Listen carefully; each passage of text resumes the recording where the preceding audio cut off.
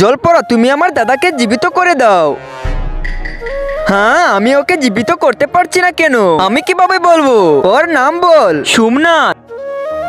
Hello যমরাজজি। হ্যাঁ জলপরা, আপনার কাছে সোমনাথ নামে কোনো মানুষ আছে নাকি? হ্যাঁ আছে, একজন গ্রামের বাসিন্দা। তাকে নিচে পাঠিয়ে দে। না, সে অনেক বড় ডাকাত আর পাপী। আরে যমরাজজি, আপনি তো জানেন আমি কারো ইচ্ছে পূরণ না করতে পারলে আমি মরে যাব। ঠিক আছে, তুমি কারো একটা লাশ নিয়ে এসো। যাও, একটা লাশ নিয়ে এসো। লাশ? আমি কেন লাশ নিয়ে আসবো? তার ভিতরে তোমার দাদাজি আসবে। আমি আমার দাদাকে অন্য কারো শরীরে জীবিত হতে দেব না। আপনি আমার দাদাকে আমার ভিতরে রাখুন, তাহলে তুমি থাকবে না, তুমি দাদাজি হয়ে যাবে।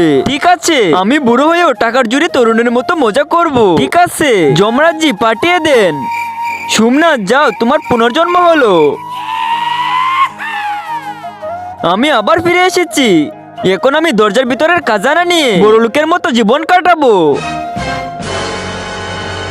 পুলিশ? সোমনাথ, তুই অনেক লুটপাট করেছিস আর লুট করে পালিয়ে গেছো। তোকে বহু দেশের পুলিশ খুঁজছে। চল এখন থানায়। আরে স্যার, আমি সোমনাথ না, আমি নিতেশ।